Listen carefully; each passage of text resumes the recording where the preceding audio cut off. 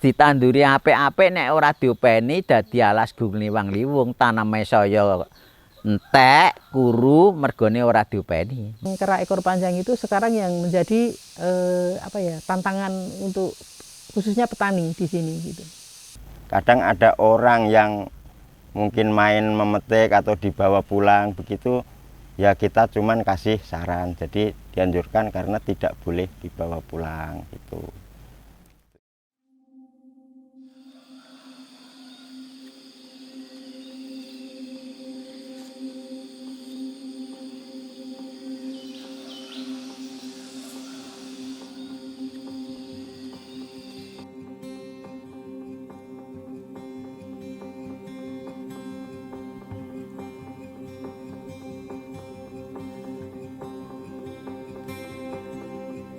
Hutan menjadi payung kehidupan bagi makhluk hidup, seperti hutan Wonosadi yang terletak di Dusun Duren, Desa Beji, Kapanewon Ngawen, Kabupaten Gunung Kidul, Daerah Istimewa Yogyakarta. Hutan seluas 25 hektar menjadi tempat hidup berbagai jenis flora, fauna, dan turut menjaga kebutuhan oksigen untuk dunia. Sebelum tahun 60, Wonosadi itu menjadi hutan yang dihormati dan disegani. Hasil imbas Wonosadi yang menghijau itu sudah merasa mencukupi kebutuhan masyarakat bagian air. Di Wonosadi, masyarakat ada yang pernah coba mengambil sebatang kayu yang di Wonosadi itu dibikin bangunan rumah. Sebelum dibangun rumahnya itu rumahnya bagus kokoh, namun setelah dibangun pakai kayu Wonosadi itu ternyata ada hambatannya, belum jadi aja sudah kobong, yang satu roboh.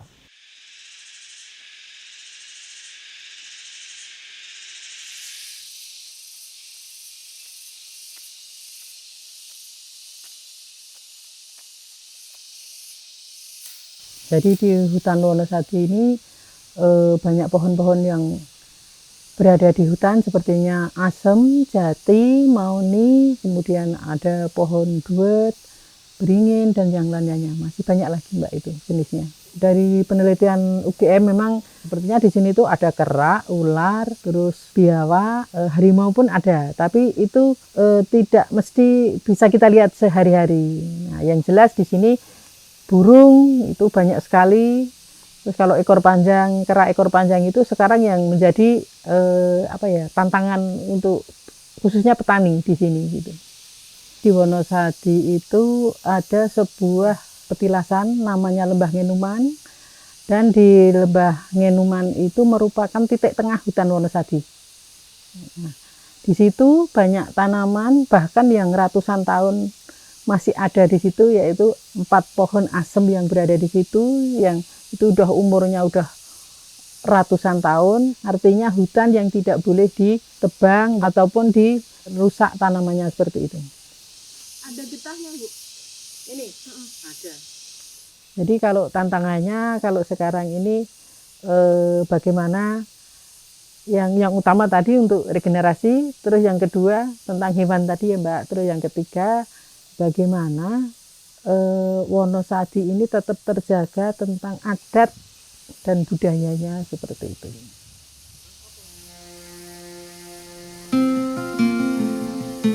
Polemik kerusakan hutan yang disebabkan oleh faktor alam dan manusia selalu menjadi topik yang hangat di kalangan masyarakat. Walaupun kerusakan hutan untuk daerah istimewa Yogyakarta, khususnya di Gunung Kidul tergolong kecil, akan tetapi kerusakan yang besar dapat terjadi dari sekumpulan kerusakan yang kecil. Maka dari itu, tak ada alasan untuk lengah dalam menjaga dan melestarikan hutan.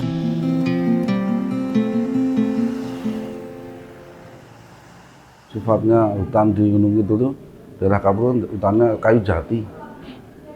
Artinya kalau ketika dia itu musim kemarau, dia itu akan menguburkan biar agar mengurangi penguapan. Yang selama ini kami perhatikan di sini lebih ke faktor alam, Mbak. Jadi di sini kan pola kondisi iklim dan cuacanya kan menarik. Jadi pernah sampai kemarau panjang gitu kan. Nah, ini yang faktor terbesar penanaman itu gagal atau semai-semai yang pernah kita tanam itu mati. Misalnya kita nanam 100 pohon di bulan Desember misalnya, ternyata Februari kemarau nih sampai 2 bulan saja. Itu dari yang kita tanam tadi mungkin yang benar-benar survive itu hanya sekitar 30-an%.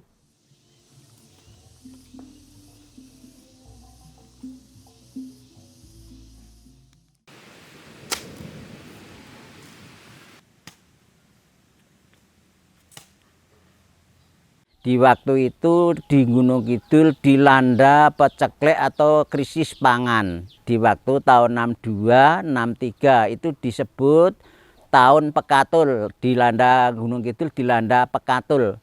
Jadi krisis pangan, krisis air, krisis sandang. Sehabis dilanda krisis pangan, dilanda krisis politik. Setelah itu Wonosadi tambah gundul. Musuhnya itu dulu waktu tahun 64, 65 itu petikus. Petikus itu di Gunung Kidul khususnya merajalela.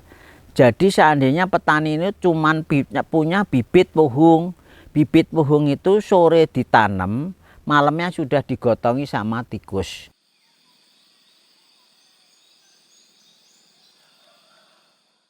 Sebetulnya tantangan itu ada, tapi bagi Mbah Gimo ya harus semua itu harus waspada, karena hutan itu memang hutan penelitian, ya tahu, penelitian itu kita ya harus paling tidak menjawabkan sama penghuni di situ, dalam arti bawa reksa di situ.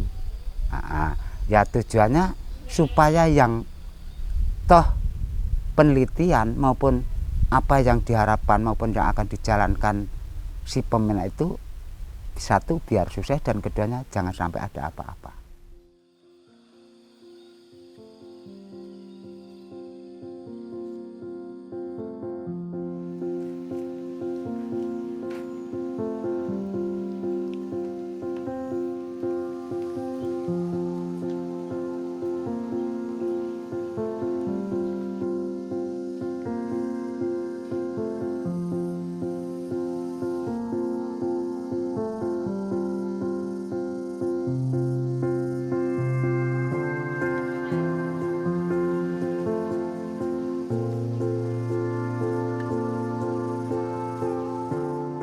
Kadang memang ada pohon yang sudah tua, umurnya itu udah lama, kadang tumbang, ya dibiarkan saja Mbak.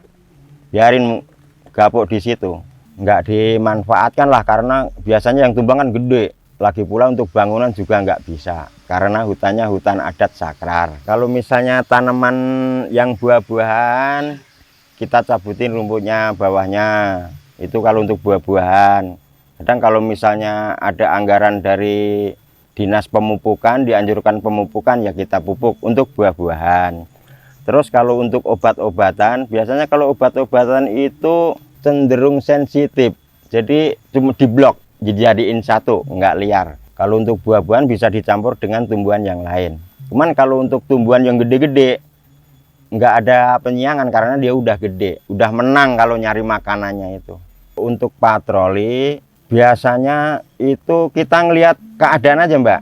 Toh kita melihat, oh kok begitu kok, mungkin perlu perawatan gitu. Nah, terus nanti saya laporan ke Ketua Jagawana. Nanti Jagawana itu kita mengumpulkan anggotanya rapat itu, bagaimana perlu disiangin atau operasi ulang gitu. Pelestarian hutan sebagai cara untuk memerangi perubahan iklim. Tanah kering kerontang pernah dirasakan oleh masyarakat di sekitar hutan Wonosadi. Maka dari itu, masyarakat optimis untuk menjaga dan melestarikannya, sehingga dapat merasakan hasilnya seperti munculnya sumber mata air yang mampu untuk mencukupi kebutuhan air masyarakat sekitar. Ada 3 titik mata air.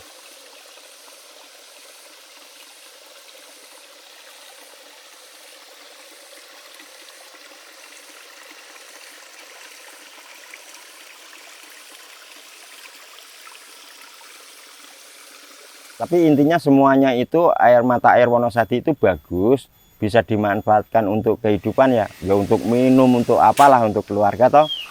Terus sisanya juga dialirkan ke sawah-sawah, mungkin untuk nanam sayuran atau padi kayak musim sekarang hujan gini. Kan sisanya airnya kan turah-turah lebih loh. Terus ada satu lagi yang di Pok Blembem tuh, yang menurut keyakinan orang penganut agama Hindu, Mbak. Itu biasanya pengambilan disebut itu air suci menurut keyakinan mereka. Mata air yang ada di Wonosadi ini bukan dari ini, Mbak, udah teresap. Jadi air hujan ya yang tersimpan dalam tanah itu keluar, yang dialirkan dibikin bak itu di pas pas sumbernya itu baru dibikin bak. Habis itu dialirkan ke warga.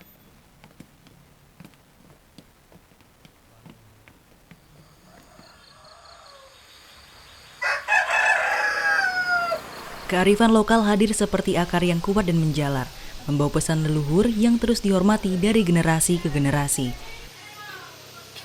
Masyarakat sekitar hutan Wonosadi masih melestarikan upacara sadranan sebagai bentuk rasa syukur terhadap hasil tani dan kepercayaan leluhur untuk tidak mengambil hasil hutan seperti pepohonan kecuali dengan sumber mata airnya.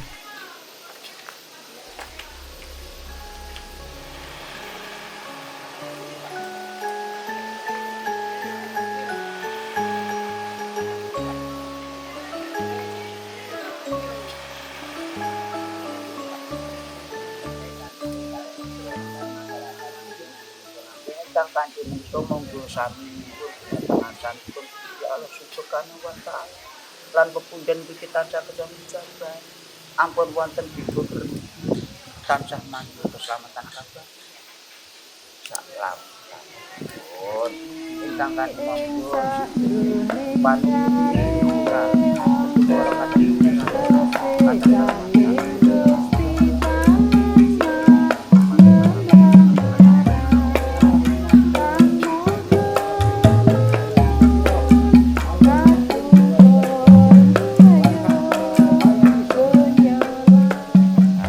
bersih sadran itu yang isinya warga masyarakat mengucapkan terima kasih kepada Tuhan yang Maha Kuasa, ya toh. Jadi ini menunjukkan bahwa petani ini diberi hasil tani yang melimpah. Kebetulan musik rinding itu kan disukai oleh Dewi Sri, itu dia tidak dilupakan, ya tetap waktu ritual bersadran itu diadakan rindingan. Siapapun ikut sadranan, dalam arti nek wong Jawa kondangan, boleh saja tidak dibatasi. Sejak zaman dahulu itu apa yang hidup di hutan Wonosadi itu satu, tidak boleh dirusak. Yang kedua, karena kalau dirusak otomatis sumber mata airnya itu pasti kurang. Makanya warga masyarakat sekitarnya sekarang banyak yang menyadari, malah ikut berpartisipasi menghidupkan hutan tersebut supaya hutan ini bisa lestari. Gunung Gambar Papan